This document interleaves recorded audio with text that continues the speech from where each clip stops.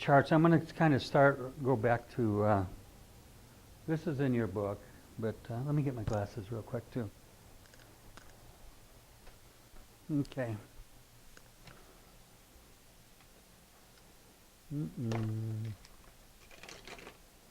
Okay. Okay. When we start a chart, we do a chart. The first house, sun, moon in full detail. That's the first thing you're going to do. You want to kind of grasp all of that energy and see those are the main things. The first house, your ascendant. Okay, that's called a rising sign. It's the ascendant. Whatever sign's on that cusp. And the next thing you're going to look for is the ruler of that sign. All of you tell me what your ascendant is. Do you know what your ascendant is? You shouldn't have to look, but I'm not criticizing. But the reason I'm saying that is because anybody who talks to you about astrology, they're going to say, what's your ascendant, what's your sun, what's your moon? So I want you... Don't be embarrassed by that when I said you should know it. No. That's all right. The first house is... Yes. What's that sign on that first house right here? Cancer and Gemini. It's what? Gemini. Okay, good. Okay, so everybody look at your ascendant. What is it? Oh, Gemini. Yours is Gemini, right? What rules Gemini? Mercury, good for you. Mercury. So you go find Mercury in your chart and you kind of get some indication about it, okay? And your Mercury's up here right next to the sun. It generally is because Mercury and the sun move together a lot. But Mercury's right up here and it's in Taurus joined with Mars, okay? That gives you some quick information about the I am, the person, okay? And Taurus, Mercury and Taurus, did you ever sing? Never? No? You'd like to, but you never did. You're very shy, but you probably wouldn't want to put stuff out there. But you might have a very good voice, because Mercury's in Taurus, rules the throat. It's in the I am, it's the ruler of the ascendant. And it's with Mars, which can give power and force. Okay, and it's with the sun, which can give recognition. Okay, it's in the 11th house, so that tells me more about it. It means that she can use that gift in some social sphere. And social for her friends. You've got it. Good for you. You know. So you never have sun. Never. Never. I would like to go somewhere and learn. You know, that's one of the things that I have planned for my future. But actually, I never. It's like you want to, and that spirit is in there. See, I would like to go somewhere and learn how to sing. Yeah. Isn't that interesting? But that's her spirit is calling her forth. But she had a lot of responsibilities. She's got children, she's got a family, she's got, you know. So a lot of those things, even though they're inbred, they're in her spirit. That's part of that chart. Is looking to find a way. It's not going to, maybe because of the circumstances of her life. But that's something that you can see in a chart. You can kind of see, wow, there's some power here, there's some ability, and there's some musical ability. Taurus is very musical, it's Venus ruled, okay? It's very artistic also, by the way. So, and it can be very stubborn, okay? So Taurus is, well, you know, it can be that way. But this stubborn is not stubborn if it's perseverance, is it? You see what I mean? If you persevere and you achieve something that no one else is going to work hard and do it, then you consider to be what? Stubborn? No. You know, that's not stubborn. You know. Okay, so first house, sun, moon in full detail. Anything outstanding in general formation. That's why I'm trying to teach you. Look for the things that are kind of like hit you right home. They go right to the heart of matters. And what is that going to be? Is it going to be a trine Venus to Neptune, which is kind of, you know, like it could have artistic. It could be somebody that has abstract ability and is an artist. Venus is art and Neptune abstractions. You know, it might have that. You know, it might. Yeah, good for you. Yeah, you're good with all this. She's besides being good with astrology, she's intuitive first. She's very psychic. But the thing is that the first thing you do in general is you find a T-cross, the grand trines, the grand crosses. Check for those major things. You know why? Because you go right home on that person. You know, you zero in really hard on them. Because you're talking about major crises in their life when you see those things in their chart. And you can pick out what it's causing those crises. You know, if it's a Venus, Saturn, Mars affliction, you can believe if it's a woman, she's had some heartaches with men. Why? Because these are planets that are hard, and if they're stressing, let's say the moon, for example, on a cross with those planets, what's that mean? Emotions. Emotional conflict. Generally involves the mother as well, the moon. Somebody has a lot of moon afflictions. Afflictions to the moon. That can be the mother. Okay, in my case, I have a Grand Cross with my moon. My mother was married 9 times and didn't raise me. She put me in boarding homes most of my life when I was young, until I was 9 years old. She was not the, but as a child you don't see your mother, she's always okay. You don't judge and you don't say, oh, she'd raised me like terrible. She wasn't a good mother. When you grow up and you have children of your own, you realize what a bad mother she was. She was a party girl. She wasn't interested in raising me. So the point I'm getting at is that with a Grand Cross with Venus opposing my moon, Venus is love. It's opposing my moon, it means I lack motherly love. You see that? So it doesn't take a great astrological amount of wisdom to see that in a chart. So if you're doing a chart and you see a person has a Grand Cross on their moon or T-cross, what's a T-cross? You know what a T-cross is, right? T-cross? In my case, I have a moon over here, and I got Venus rising in the east. Okay, and I got Jupiter down here, and I got Neptune up here. So here's this Grand Cross. Boom, boom, boom, boom, So, if a T-cross, let's take Jupiter out of there. Now you only got 3 planets doing this. Venus, Neptune, and the moon. It's still a stress aspects, right? Okay. So when you're doing a chart, you say, well, Ron, I'm new at this. How am I going to know if they have these aspects? How do I recognize these aspects without a lot of difficulty?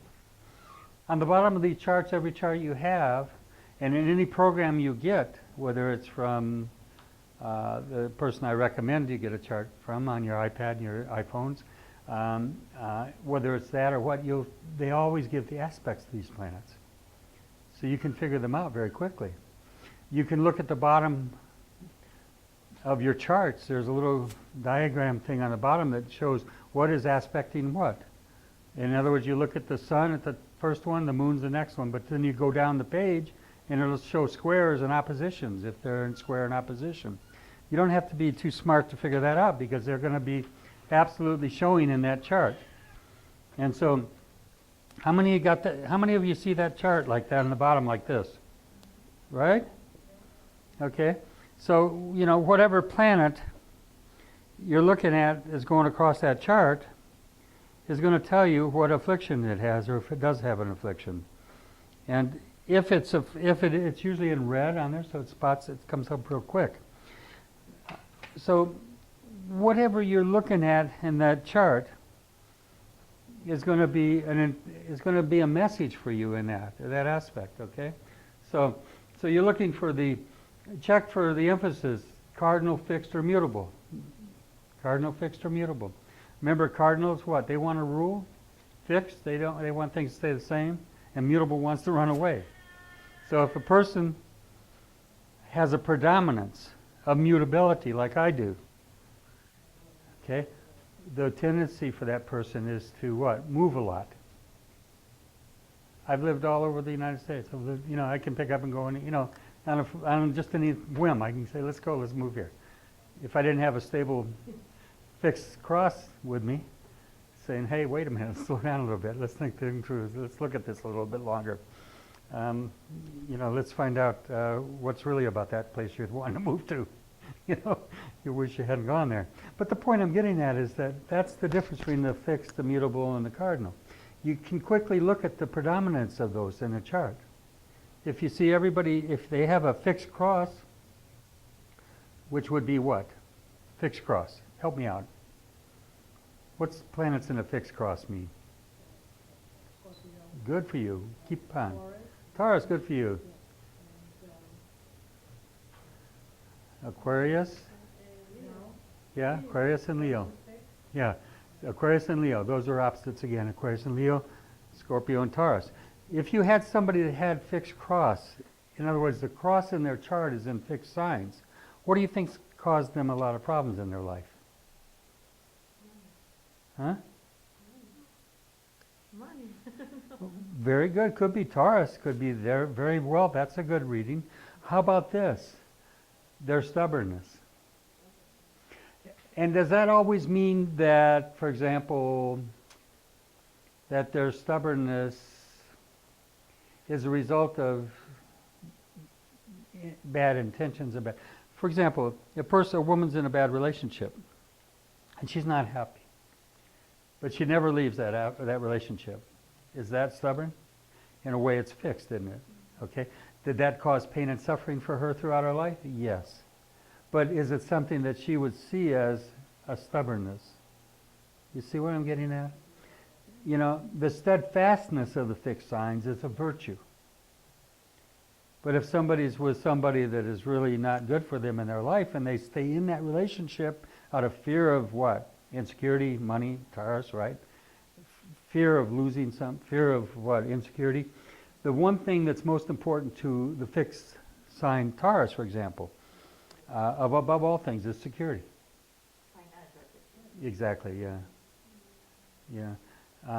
And, you know, so when we look at these signs and we look at these messages, you're not just seeing a cross, you're saying, oh, what's that in? Is it in immutable signs like me? Is it in fixed signs? Is it in cardinal? If it's in cardinal, a cardinal cross very often will become a leader in industry. And they'll work their way up, and they will suffer for it. And their families will suffer because of their aspirations and their ambitiousness. Exactly. So they neglect what's maybe more important in life, and they very often die early of heart attacks and problems. Why? Cardinal. It's physical. It wears you down physically. See where I'm coming from? So when we're looking at the chart, that's what we're going to do. So we're going to look at these, whether they're cardinal, fixed, mutable, and are they water, earth, air, or fire? If it's mostly air, that means that there's a lot of intellectual energy there. Social. Aquarius is what? It's social. It's groups. What's Libra? It's mates, relationships. It's partners. What's Gemini? You know, it's the mind, learning, conversation. It's all that stuff. It's brothers, sisters. It's a very social signs. If somebody's all fire, like I'm very much fire, you can pick that up here. You know, I'm fired up, aren't I? Fired. That's, you know, it's an energy you feel from people. They make good preachers. A lot of fire. Okay. If you got a lot of earth, much more practical. We say they're down to earth.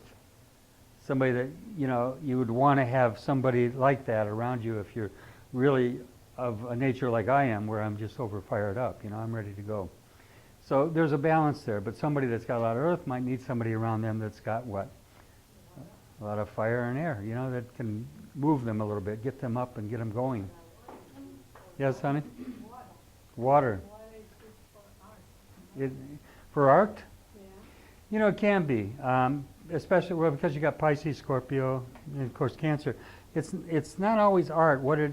The water signs tend to be more emotional. They tend to be more psychic. They tend to be more in touch with their feelings and other people's feelings than normal. People that have strong Scorpios very often are quick to predict death, for example. Yeah. Yeah. And they also create crises, emotional crises for themselves and others in their life always. Scorpio can do that, yeah. So, you know, and it doesn't mean that they're doing it unconsciously, but they need those crises. That's what their spirit needs, or they wouldn't be Scorpio. Yeah, you know, it's something that's amazing to watch, you know, and the way it happens. And they're very secretive, much more Scorpios, very much more secretive. So. Yes, everybody should ask me something. Do you consider the planets when they're in exaltation and the treatment? Very good question. Very good question. The exaltations are important, but you're going to get that as you work with this a while. If you're really quick, a learner, you'll pick it up from the book, the workbook, and everything, the exaltation points. Yeah, but I was thinking, for example, a bad situation or something, is the planets are in exaltation or in treatment or fall. detriment or fall. Yeah, or- so, what that does is, it puts them in a weaker position, okay? For example, I'll just use my own chart. I have Saturn in Aries, okay? so that's an example. No, it's the opposite of that. Well, it does well in Libra and its own sign Capricorn, but Aries is very weak. Oh. So, and I'm very weak about discipline. I've known that all my life. I have a weakness. I'm not. My wife's the opposite. She's got this strong strength of discipline. She's just amazing to me. I mean, I admire it. And she's tried to put it on me. It's never worked for 23 years. But the point being is, the discipline in my life, and it's in my 4th house. Now that's even a weaker position. It's in Cancer's house, right? It's not only in Cancer's house, but it's in Aries, a sign it doesn't do well in. So, you know, and I mean, Saturn's never ruled me. Father Time doesn't work for me very well. I'm not a disciplinarian. I'm not one that really imposes rules and regulations, even in this class. I say learn the stuff, do it. I'm not going to put it, I'm not a tester. I gave you a test the other day just for fun, but to me that's not what it's about. But there's a place for that. And my wife would say you should be giving tests. No, but you should ask more questions. Ask more questions. Yeah. Everybody should be talking and speaking. Challenge more. If you are talking more than 15 minutes, it's not a classical lecture. And you're an excellent lecturer, but like what she's doing now, excellent. Yeah. You know, B's doing excellent. Yeah. Like when you get in touch with everything, what they're doing right now is excellent. Yeah. Beautiful. So my critique. My critique. So we're all here to learn from each other, and that's part of it, okay? It's like nobody's got all the answers, but I do know this, that once you start doing and following these patterns and you're looking in a chart, you're going to start reading them. And, you know, we talk about fixed, mutable, and cardinal, but what about angular, succeeding, and cadent? Angular is similar to cardinal. Succeeding is more like fixed. What does succeeding mean? What does angular mean? Angular means planets that are in the angular houses, the 1st, the 4th, the 7th, and the 10th. The succeeding houses are what? The 2nd, the 5th, 8th, 11th. Good for you. You're getting that. Good. Yeah, I was reading. So those are kind of like the fixed houses, even though they're called succeeding. So you get energies that are similar to that just by being in those houses. Okay. The cadent houses, of course, are the 3rd, the 6th, the 9th, and the 12th. So if you have an emphasis of those planets in those houses, they take on more of a mutable effect. Okay, so I have not only a very strong mutable chart, but I have mutable placements, or excuse me, cadent placements in my chart. So anyway, let's keep moving. So we were talking about this a little earlier. Would be mental, creative, intuitional ability. Look to the 3rd and 9th house and their rulers, along with what? With Jupiter and Mercury, and Gemini and Sagittarius for mental trends. The 5th and its rulers plus the Sun and Leo for creative ability. And the 12th house, Neptune and Uranus, plus the Moon give good indications of intuitive ability. An emphasis upon water signs, Cancer, Scorpio, and Pisces, give inspirational and intuitive proclivities. Now these are generalities, but they're not. As you're doing a chart, you're going to say, wow, look at all the water in this chart. All these planets in water signs. This person's really got a good psychic ability. They're very intuitive. They're very intuitive, but they're very feeling people. You Cancers, you'll listen to them talk, and they say, I feel, I feel, I feel. This guy right here, I remember when we were out to dinner the night, he kept saying, I feel. I feel you. He kept saying, I feel you. Yeah, that's all right. I feel his need for sleep. But the point being is that you listen to people and you know their signs. You know, you start to hear them speak their signs.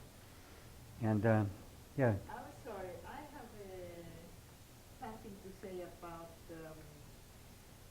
there is something I use in my healings that is the opposite complementary. Because water cannot live without earth. If you don't put a container. Water and earth, yeah. So water and earth, they combine a strength. One needs the other for survival. That's true. Yeah. And air needs fire. And air needs Or fire needs air, or whatever. fire needs air. Good for you. Good So for you. when we are speaking about opposite complementaries, do they have some influence in the chart? Absolutely, yes, very much so. In fact, one of the things that I've seen over the years is that people that are of one particular element will often find a mate that's got a lot of the other element, balance them out. Oh, absolutely. You know, so one thing, that's why the next course is going to be a lot of compatibility, learning how to read your chart next to somebody else's and say, is this person good for me or not? Is this person going to be a assist in my life, or are they going to be a hindrance? I mean, quite frankly. So that is one of the things that you're looking at in a chart. And so, this is, two people join together, they become one person. And that's what marriage does, really. And so you take on all the qualities of that person, and you have to live with that, whether it's going to be helpful or not. But yeah, that's very much so. So, okay. By the way, what time is it? 8:45. So, Lena? I'm going. So we have some things.